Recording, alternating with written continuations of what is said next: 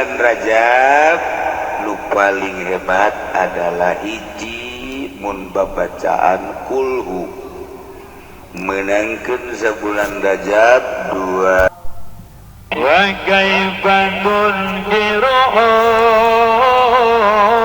bambada ma syahida.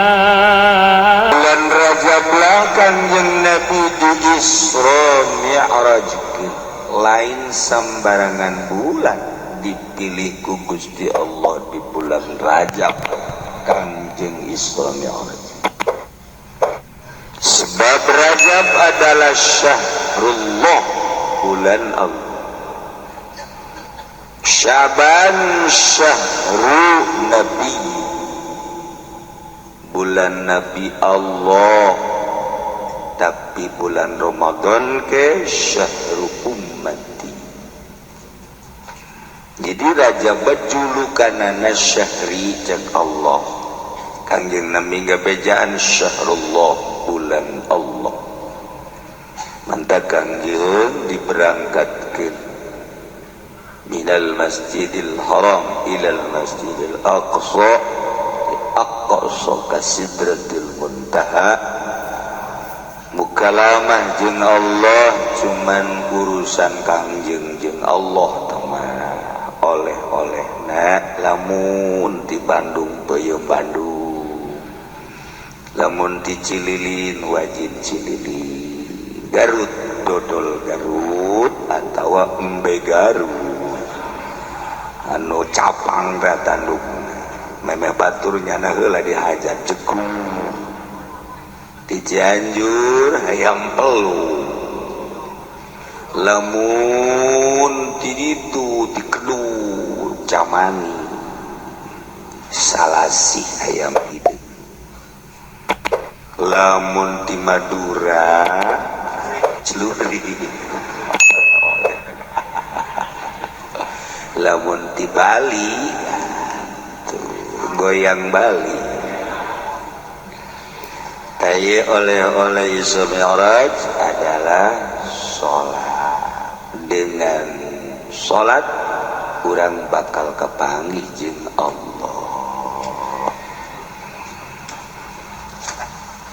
Tahajud di bulan Rajab naon bae cenah kiai nu kudu digawean atuh terserah ente. Dek naon ente rencana? Eueuh cenah teu boga rencana. Emang paul ente mah. Boga rencana-rencana. Deui di bulan Rajab nu paling hebat adalah hiji mun babacaan kulhu menangkeun sabulan Rajab 200.000 kulhu. Dibere 200 ngaheap sama sakubaraga di tanggal kalapa. Ya Allah, ya Rabbi, fokuskan mulai Rajab tasbih kencengan kurang hayang nyaho coba awak wae dipaca pakai maca kul coba ya hayang nyaho coba jangan nonton bola mah kuat, nonton TV kuat, main koprok gaplein kuat ya. Kadang-kadang main catur tim maghrib ke subuh kuat, coba wae pakai maca kul hayang nyaho coba ya. Menang 2 jam teh ngahep-hep cak pemajikan abasiu sora-sorana coba deuleu oregana teu daya teu upaya ditanya Pak kunaon apa kolo beda konsepna sakumaha Imam Ghazali dek digawe urusan pagawean ngara gaji tukang bas jeung sajabana sing gede dahar mentak aya bae julukan tukang ragaji madahar sing hade lain tukang ragaji bae sebenarnya ngan baheula mah tukang digawe teh ragaji bos yang madahar sakumaha tukang ragaji jadi bae kacapangan eta keur leutik siap dahar bos tukang ragaji bae sebeuna emang tukang ragaji sebeuna ditanyakeun cenah ditu tukang raga aja teh maksudnya tirok sebeu-sebeu tarik ka luhur tarik ka handap tarik ka luhur tarik ka handap lain dahar ngaragaji da sebeu-sebeu saat tak kolot tapi lamun deuk ibadah beda deuk ibadah mah ulah sebeteuing beteuing digawe kudu sebeteuing deuk ibadah ulah sebeteuing sebab cek Imam Ghazali deuk digawe nu dipetakeun adalah tanaga patali jeung awak tapi atuh awakna kudu dikuatan tapi deuk ibadah rohani ruh geus ruh atuh ulah disebeuhan beuteungna ruh deuk berangkat lamun awak deuk dipake ibadah roh nu main awakna dikencengan deuleugeun nu mingguan bae contona anu udukna 2 piring ngaji nage hayang di luar bae neangan tihang eta dula deuleu jangan dinu sepi bae hayangna bebejanna mah ka batur lah garandeng cenah loba jelema padahal mah lain kitu hayang tumakninah ulah aya nu ngaganggu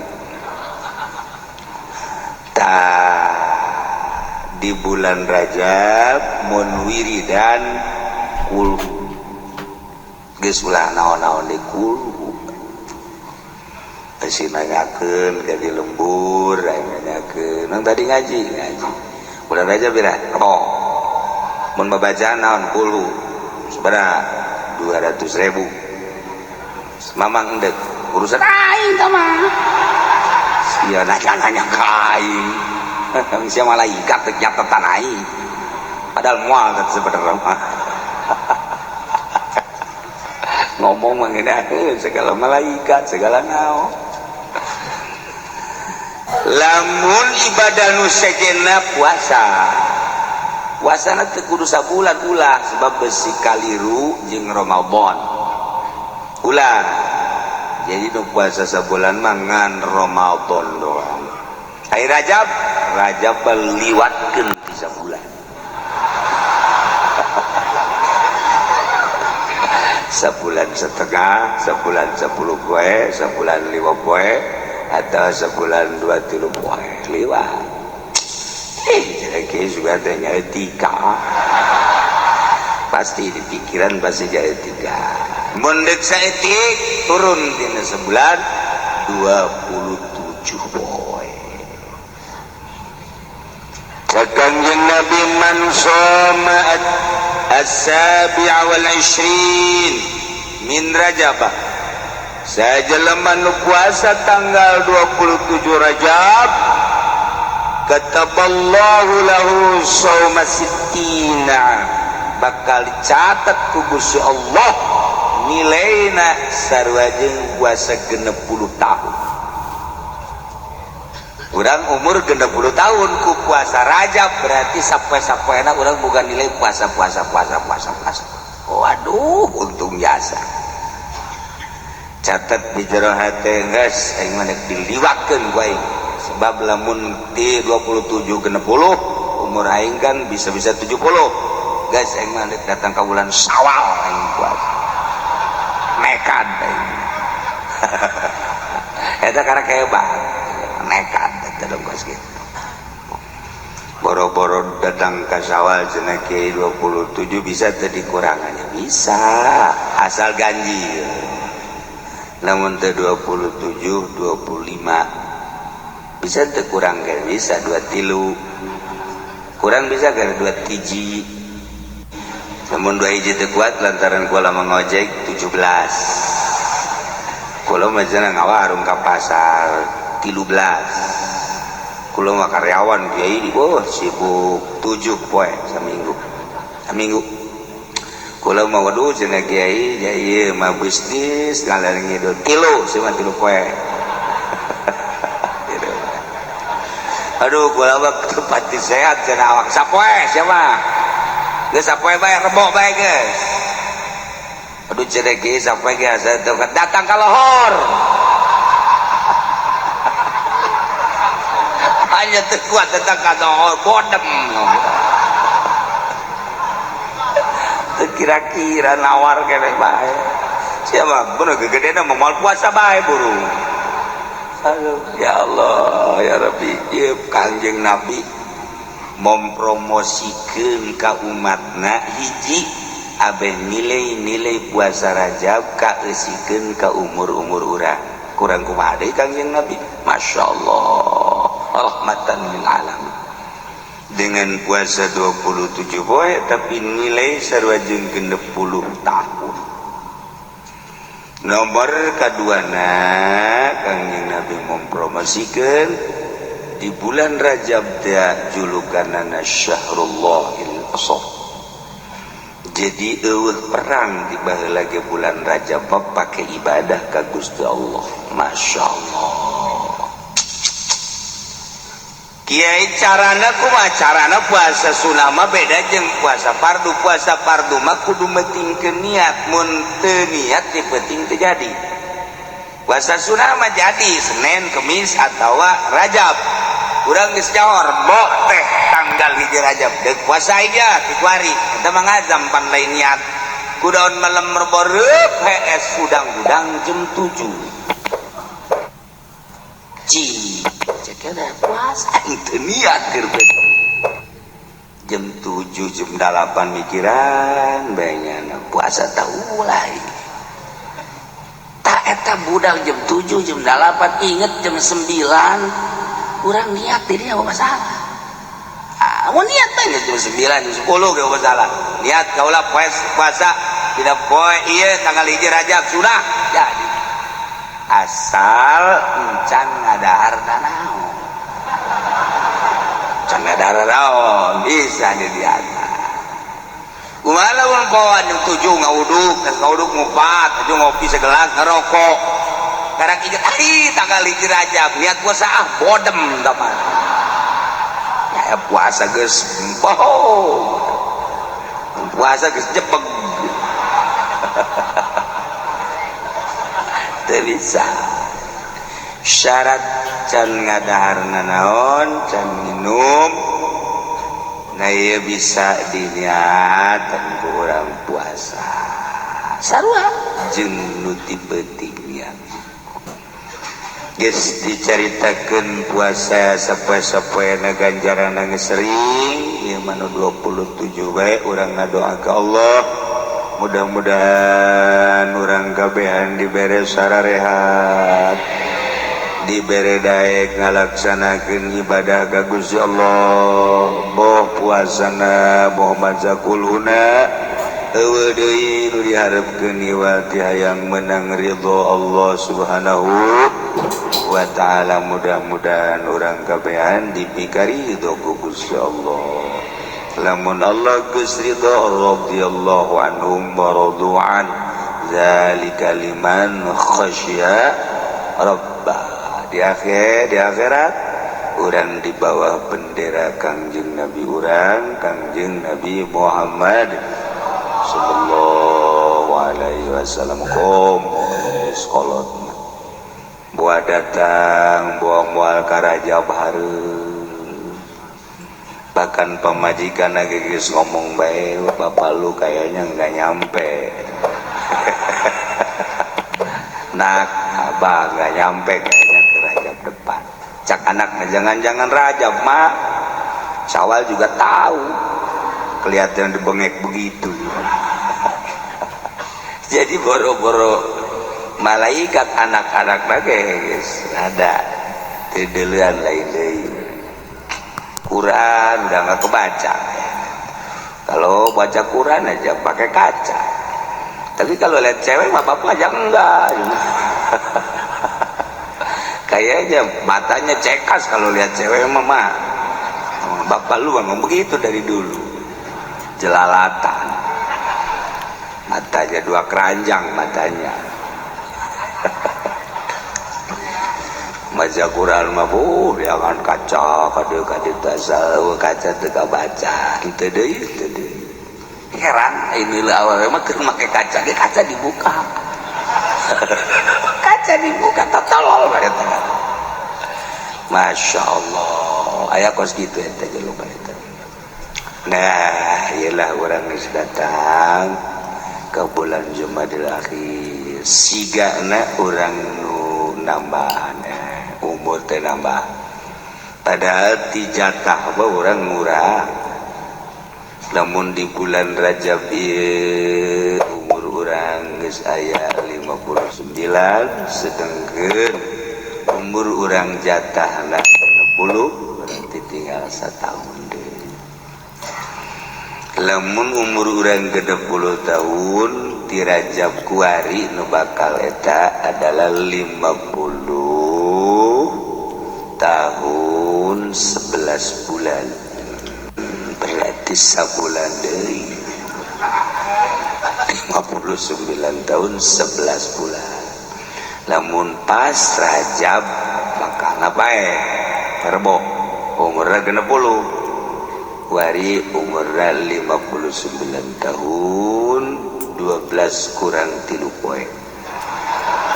Jadi berarti pas Rajab geus gerannya leuan kuburan. Ayo silaturahmian babaturan ampura emang enak aja payah sana ini Rajab.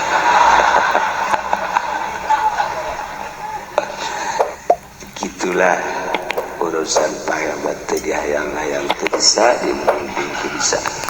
Yang penting nama orang maut husnul khotimah mawa kalimatut thayyibah la ilaha illallah.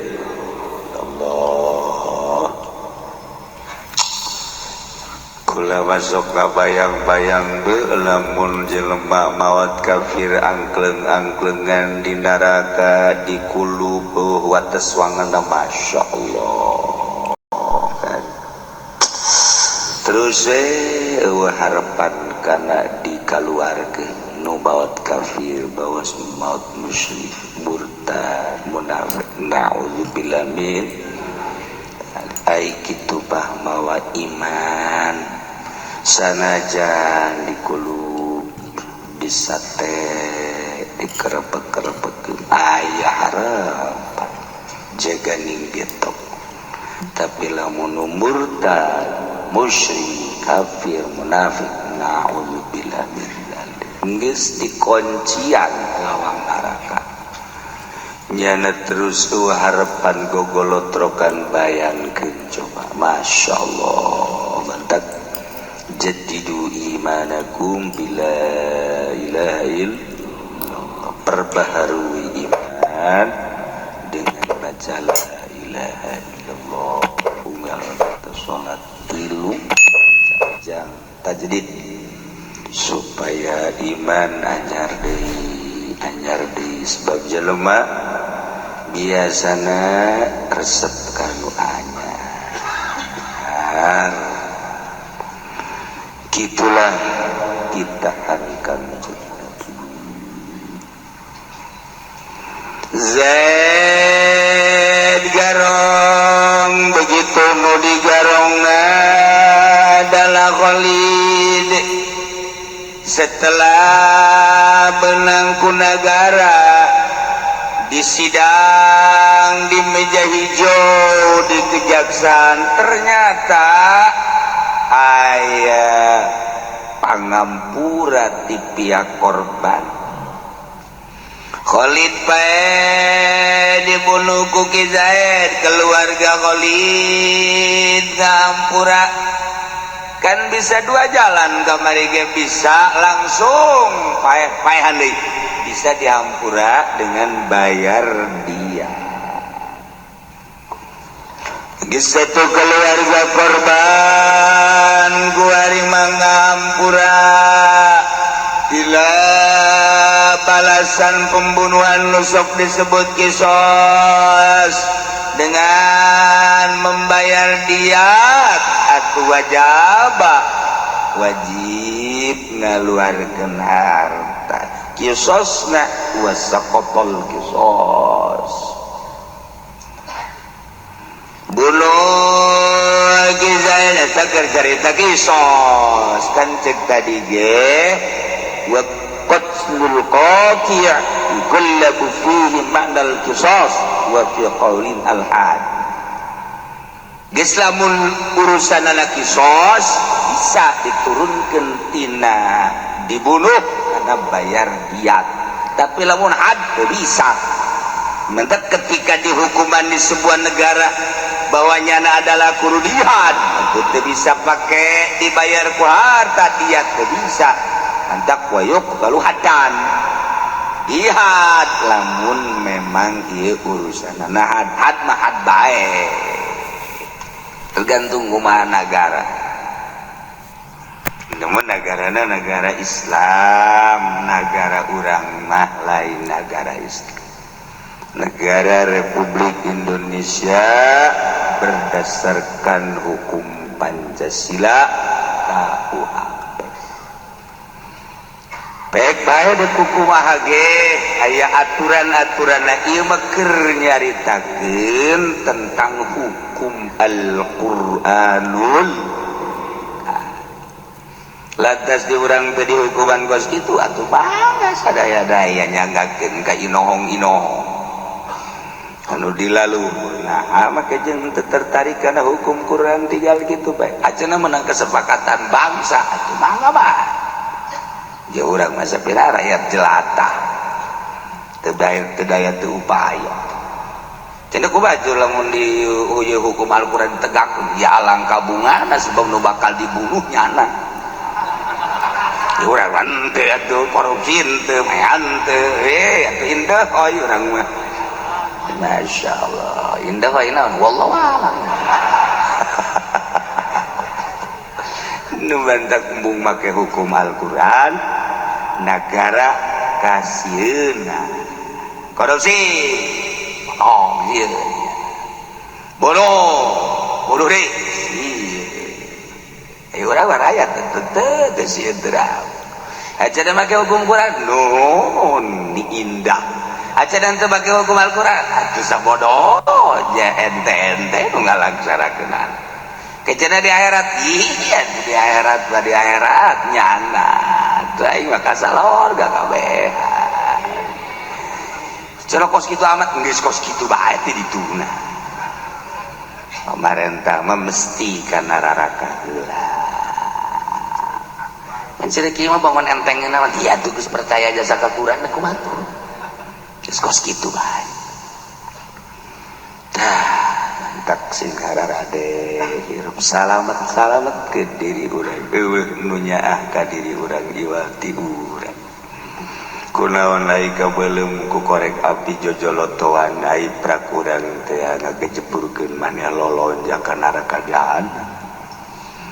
Pacira iraha lolonjang eta jadi lurah keur lolonjang aja jadi camat jadi bupati bang geus lain lolon jadi KM nanya gubernur RI 1 bakal lain KM nu boga jahanam itu maksudnya kuah cerek kitu amat hati-hati si gade eueuh nu deudeuh jeung nyaah ka awak urang iwati urang tuh Masya Allah. Nah geus urang mah dongeng-dongeng hukumna tuh lah dilaksanakeun teh tuh nyaho-nyaho lah polisi ge barang geus nyaho mah nyana ngarentet-rentet jeung kos kitu cenah hukum Quran kok lain lagi sama hukum priwit lain lah hukum priwit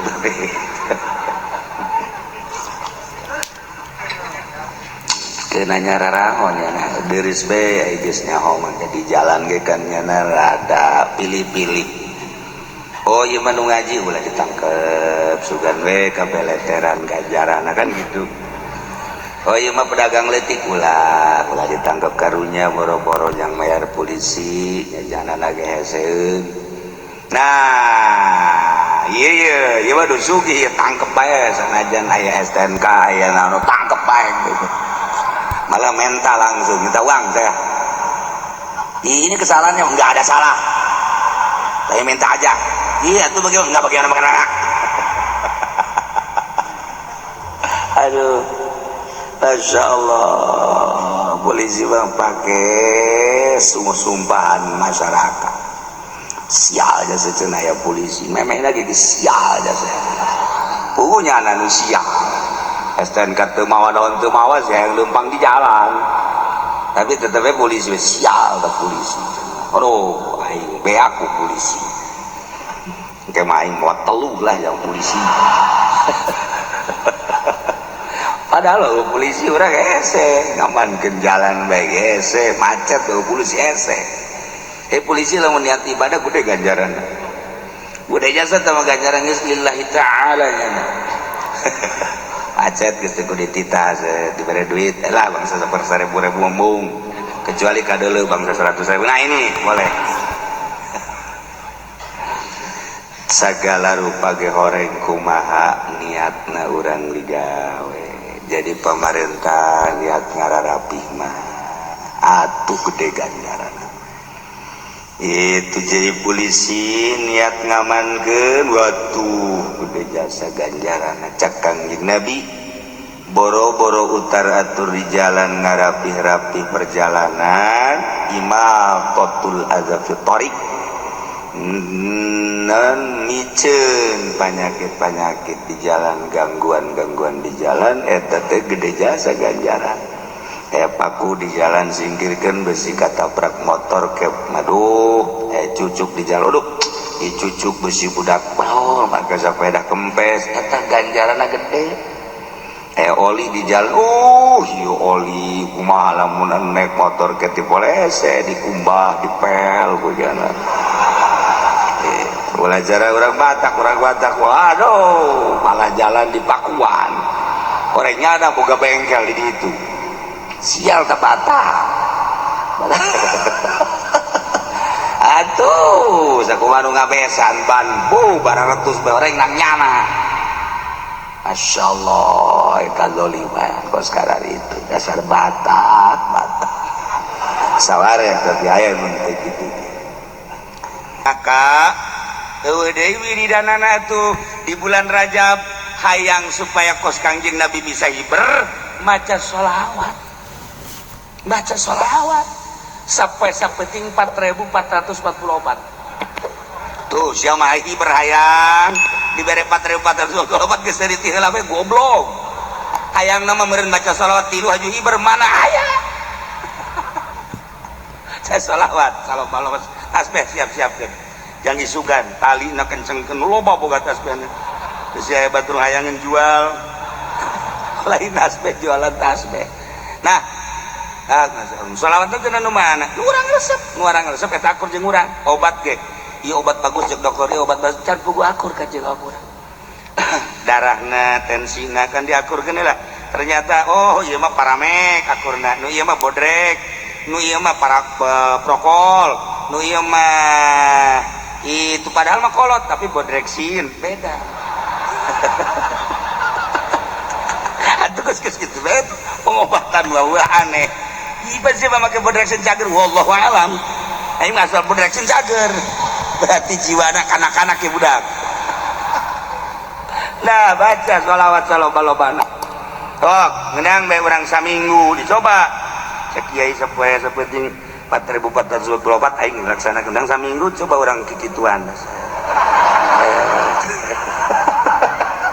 aing hiber tante ieu mah keur dongeng doang ulah maca sholawat hayang bisa ibarat ulah hayang menang ridho Allah subhanahu wa ta'ala geus menang ridho Allah ku Allah dikumahakeun kumaha ulah besi boga urang maca sholawat dah hayang bisa berulah hayang teterak ditembak lah aja paeh-paeh bae hayang maju usah lah jam maju usah dengan ngadon ulin doang jauh duit nu aya ge tilok dibangunkeun ka masjid ka mushola tilok ieu mah cenah kulo mah cenah hayang bisa ibadah we cenah ieu naon supaya maju usaha nu aya ge tilok berarti ngabohong mentak lolobana pang gede-gedena ngabohong mah pedagang sebabna ka kiai minta doana supaya maju cenah jang ibadah boro-boro geus aya hati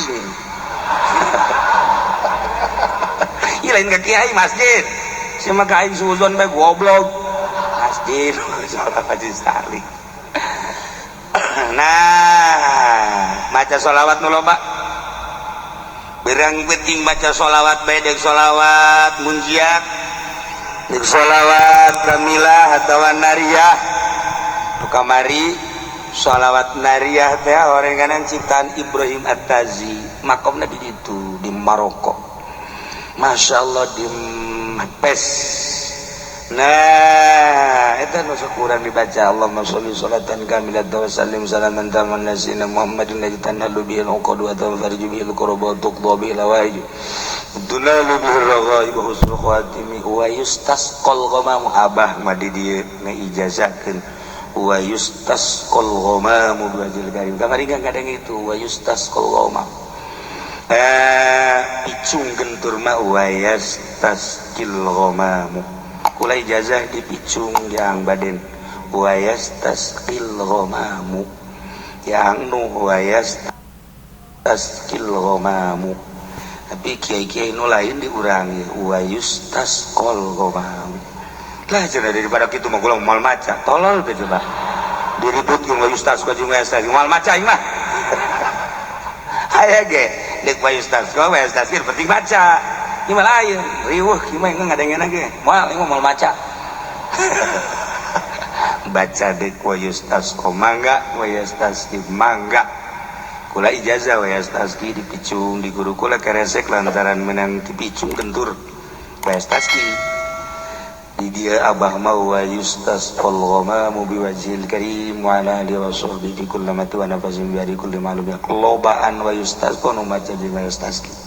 Ternyata di Maroko na wa yustasqal ghamam Ibrahim At-Tazi jadi Tazi itu ya ngaran lembur Ibrahim orang Taz geus eta teh salah ngangaranan guru nama sholawat At-Taziyah kamilah At-Taziyah kulantaran Zaina di ditu dicecekan jeung takna dicecekan ke orang Indonesia berarti sholawat kabilah An-Nariyah padahal mah Taziyah gitulah surah Syekh itu Abdul Aziz Al-Kubati ngan kulantaran geus tenarna di mana-mana Nariyah tuh masalah sebab ieu sholawat bagaikan seuneu dina pada panas bisa ngahuru kesalahan-kesalahan ngahuru dosa-dosa ngahuru kabeng berat sok lobakeun kira-kira maca sholawat eta hampang awak hampang sholawat eta mah ngan panas memehna sebab eta sholawat beda mah beda sholawat eta mah kan mandak nu geus ijazah mangga baca nu encan ijazah kukula diijazahkeun sakaligus kabehaninya sholawat nariyah atau taziyah dijazahkeun ajaz tukum mobil tu nikah biar saya bisa nangan nikah doang nah baca saloba-loba najina kiai kudu bisa sampai ting 4040 subhanallah saminggu atuh saminggu 4444 kiai ko eta 4444 emang masih bisa bilangan kos itu sholawat kabehna aya 4444 sholawat kabehna sholawat dipuat di Dalailul Khairat karangan Sulaiman Al-Jazuli kamari jarah ka ditu ka Marrakesh ka makom Sulaiman Al-Jazuli nah eta nu ngarang Dalailul Khairat cenah kurang mah moal maca sholawat nariyah lah deuk maca dalail masalah dalail sholawat nariyah panjang ting cenah nariyah mah kula mah deuk Ibrahimiyah bae nu sok dibaca paripal memeh ngaji teh ayo sallallahu alaihi wasallam Muhammad wa sallallahu kama sallallahu alaihi wasallam kita ge panjang ting cenah kieu kula mah deuk Allahumma shalli ala Muhammad bae masalah da cenah kula mah Allahumma shalli ala Muhammad ge bari ngedeng mah masalah cenah kula mah bari ngedeng ge lah deuk sameunang hayu tungtungna teu maca ieu teh jelema tah asal geus kadija ge ngajak kana moal maca lain ngawungkulkeun di bagus-bagus edan di rendah-rendah ieu teh mutiara eueuh hiji mutiara anu ditembrak-tembrak di sisi jalan sanajan loba tukang cincin hating lain mutiara di etalase moal aya mutiara mah dikeundeuna ge di wadah ke lamun anu nanyakeun ge dilebeungeut. Misalnya Haji Pendi di Jakarta nanyakeun mutiara beungeut kieu mah potongan moal dikaluarkeun. Moal dikaluarkeun beungeut kieu mah alah paling hebat ya beungeut kos kieu mah ieu mah Sulaiman Kurdi. Bere. Oh, mau nanya apa Pak Haji? Nanya mutiara. Enggak ada juga Sulaiman Kurdi. Yang mana? Torojol teh bener. Si Sulaiman dibikeun. Tah, nyana kena lebeungeut. Ongkos urang di Mekah ieu mah bangsa beungeut 10 real 20 real moal dibere. Tapi lamun tagog beungeut teh bangunna bener nya dibere. Nih 2.000 real, 3.000 real. Lebeungeut. Urang neangan kokan asli di Mekah di Madinah jeung Haji Pendi teu ceuli datang ka manggih. Nyana neuleuleupangna lempang nusugi kan lain gitu. Ai beda lempang nusugi mah tenang gak ada. Ieu mah rusuh. Saku masih caplin. Tegep nusugi mah lempangna tilu urusan kos kitu. Dijauhkeun deui wah ieu sugih ka juga. Beda lirikna, beda lempangna tenang. Tilok teter-terkan kos kitu. Nanyakeun kokan masih moal aya tapi lamun teh jeung nyana aya eta ka modelanana ka kos kitu. Nah ieu mutiara ge sarua urang lamun sholawat teu nganggap mutiara macana sambarangan tapi lamun urang nganggap ieu mutiara masyaallah mandi heula urang lantaran tas jeung pamajikan ya pasti mandi lah lain baca sholawat berarti teh mah baca sholawat khusus mandi nawaitul lamun beuting nawaitul ghusla lis-salamah wal afiyah terus urang wudu suruh salat ngaca sholawat ieu mutiara mun urang teu nganggap bahwa ieu sholawat mutiara urang sambarangan maca tapi lamun ieu lain sambarangan ieu mutiara loba waliullah ku maca sholawat ieu bisa nyaba ka alam malakut loba waliullah ku sholawat ieu bisa naon kitu ngaranna dibere ilmu laduni loba wali-wali Allah sholihin naon eta anggapan sholawat mutiara lamun teu nganggap sholawat mutiara urang api lain bae tapi lamun urang maca sholawat nganggap istimewa ieu mutiara teu sambarangan jelema boga sholawat ieu jeung teu sambarangan jelema bisa maca sholawat ieu jeung teu sambarangan jelema mun maca sholawat ieu dibere maziah lamun teu nganggap ieu sholawat mutiara mal bisa tapi lamun urang nganggap wah teu pati-pati mantap beda urang maca nage cara anu maca sholawat tela ancan ang baden mun maca sholawat ancan kadenge ku urang ancan 11 memeh Jumat ya kadedengekeun bae maca sholawat tan halu bihil qadwa tam fariju bil ancan sebab naon geus nganggap mutiara urang lain bang Allah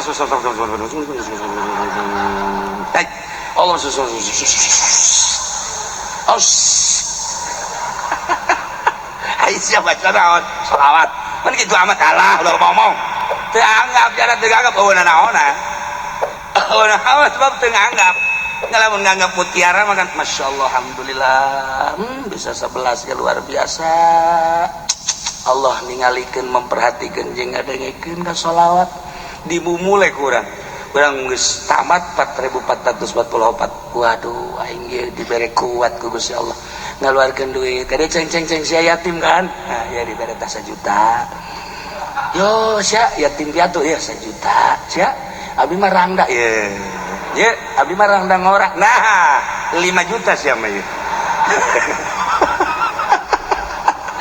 coba nomor SMS sebenarnya siapa sodakoh teh sok aja efek samping